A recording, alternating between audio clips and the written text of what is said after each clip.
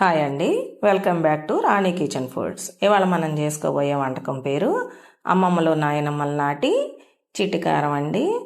మన ఇళ్ళల్లో పెద్దవాళ్ళు ఉన్నవాళ్ళు మనకి నేర్పుతారండి. ఇప్పుడు చాలా తక్కువ కదండి, అందరూ సింగిల్ ఫ్యామిలీసే కదా.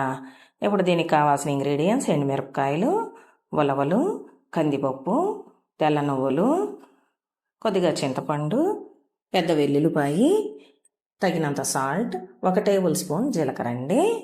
ఈ ఏంటి వీళ్ళు అని ఇత్తడి గిన్నెల్లో ఎనబ్బాండిల్లో వండుతున్నారని అనుకుంటారేమో. మా అత్తయ్య గారు వాటిల్లోనే వండమంటారండి. సత్తి గిన్నెల్లో వండితే నరాల వీక్నెస్ వచ్చుద్దని మేము దాంట్లోనే వండుతామండి. ఇప్పుడు పొయ్యి మీద ఎనబ్బాండి పెట్టుకుందామండి. లో ఫ్లేమ్లో పెట్టుకొని బాండీ హీట్ ఎక్కిందండి. 2 టేబుల్ స్పూన్లు నూనె వేసుకున్నానండి. ఇప్పుడు దాంట్లో ఇందాక మనం తీసుకున్న ఎండుమిరపకాయలు ఉన్నాయి కదా, ఆ ఎండుమిరపకాయలు వేసుకుందామండి.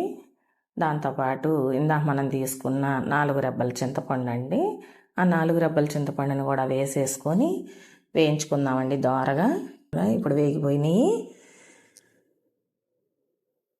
దాంట్లోనే చింతపండు కూడా వేసుకున్నాక ఇప్పుడు మొత్తం తీసేసుకుందామండి ఒక ప్లేట్లోకి. ఇప్పుడు అదే బాండీలో కందిపప్పును కూడా వేసుకుందామండి.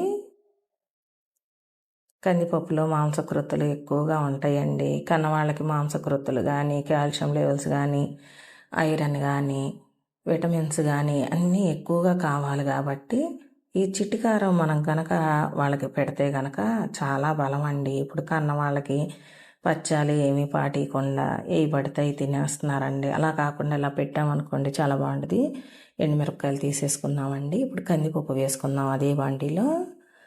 కందిపప్పు ఎక్కువసేపు ఏగుద్ది కాబట్టి మనం దాన్ని ముందు వేసుకొని తీసుకోవాలండి. దాంట్లోనే మనం ఉలవలు కూడా వేసుకుందాం. 1 నిమిషం కందిపప్పు 5 నిమిషాలు వేగిన తర్వాత ఉలవలు వేద్దామండి. ఇప్పుడు ఒక 5 నిమిషాలు అయిపోయిందండి, 5 మినిట్స్. ఇప్పుడు ఉలవలు వేసేసుకుందాము. దాంట్లో ఉలవల్లో చాలా పోషక విలువలు ఉంటాయండి. సాల్యుబుల్ ఫైబరు, కాల్షియం ఉంటుందండి, యాంటీ ఆక్సిడెంట్స్ ఉంటాయండి. దీంట్లో విటమిన్స్కి వచ్చేటప్పటికి B1, B2, B6, విటమిన్స్కి వచ్చేటప్పటికి విటమిన్ సి ఉంటుందండి. ఇది ఎక్కువగా మనం ఆపరేషన్లు చేసినప్పుడు చెందినప్పుడు ఆ కుట్లు మానిపోవటానికి, దెబ్బలు తగిలినప్పుడు చిన్నపిల్లలకు కానీ మనకు కానీ ఏదన్నా దెబ్బలు తగిలినప్పుడు తొందరగా ఆ దెబ్బ తగ్గిపోయే లక్షణాలు ఈ చిటికారానికి ఎక్కువగా ఉంటుందండి. ఇప్పుడు 2 గోల్డెన్ ఎల్లో కలర్లో ఏగిపోయినాయి చూసారా. ఇప్పుడు దాంట్లో నువ్వులు వేసేసుకుందాం. నువ్వుల్లో ఐరన్ ఎక్కువ ఉంటుందండి. నేను దేనికి వాడినా కానీ నువ్వులు వాడతానండి కంపల్సరీ. ఇప్పుడు పిల్లలంతా ఫాస్ట్ ఫుడ్లు తింటమే కదా, అలా కాకుండా మనం ఖాళీగా ఉన్న టైంలో ఇలా చేసి పెడితే ఇడ్లీలో కానీ అన్నంలో కానీ మజ్జిగ అన్నంలోకి నంచుకుంటానికి కానీ అలాగా ఉపయోగపడుతుందండి.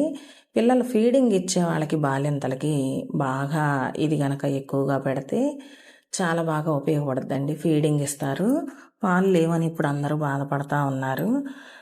అలా కాకుండా మనం ఈ చిటికారం, కట్టికారం, ఇట్లా తెలగపిండి కూర అలా పెట్టామనుకోండి చక్కగా తల్లిపాలే ఇవ్వగలుగుతారండి. వెనకటి వాళ్ళు అలాగే పెట్టేవాళ్ళు. ఇప్పుడు మొత్తం వేగిపోయినాయండి. దాంట్లో జీలకర్ర వేసేసుకుందాం చివరిలో దింపే ముందు. ఆ తెల్ల నువ్వులు చిటపట్లాడేటప్పుడు మనం జీలకర్రని వెల్లుల్లిపాయలని వేసేసుకుందామండి. అయిపోయింది. ఇప్పుడు ఎండుమిరపకాయలు మిక్సీ జార్లో వేసుకొని కొద్దిగా తగినంత సాల్ట్ వేసుకొని మనం మిక్సీ గ్రైండ్ చేసుకుందామండి. ఒక 10 నిమిషాలు అయితే చల్లారనిద్దాం. ఈ లోపు ఎండుమిరపకాయలు కారం వేసుకుందాం. ఇప్పుడు కారం రెడీ అయిపోయిందండి. ఒక 10 నిమిషాలు అయిపోయిందండి, చల్లారిపోయినాయి. మా మామయ్య గారు మా అత్తయ్య గారు వాళ్ళు ఎక్కువగా చేస్తూ ఉంటారు ఈ కారాన్ని, మేమందరం తింటూ ఉంటాము. వాళ్ళ ఆరోగ్య రహస్యం కూడా ఇదే. మాకన్నీ మా అత్తగారు నేర్పుతూ ఉంటారనమాట ఇట్లాంటివన్నీ. ఇవన్నీ మిక్సీలో వేసేసుకుందామండి, మొత్తం గ్రైండ్ చేసేసుకున్నామండి. చూడండి రెడీ అయిపోయిందండి. ఇప్పుడు మా అత్తయ్య గారు సర్వ్ చేస్తుంది. కాస్త నెయ్యి కూడా వడ్డీ బాగుంటుంది. పొడుము నెయ్యి వడ్డీ బాగుంటుంది, చాలా బాగుంటుంది. ఇది అబ్బో వాసన కూడా మంచి వాసన వస్తుంది.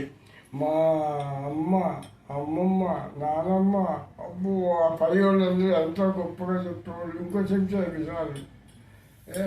అబ్బో నాకు భలే భోజనం దొరికింది. చాలా ఆరోగ్యకరమైనది, నొప్పులు లాంటివి కూడా ఉండవు. పెద్దవాళ్ళకి అందరూ సేవించవచ్చు. మంచి బలం ధైర్యం వచ్చింది.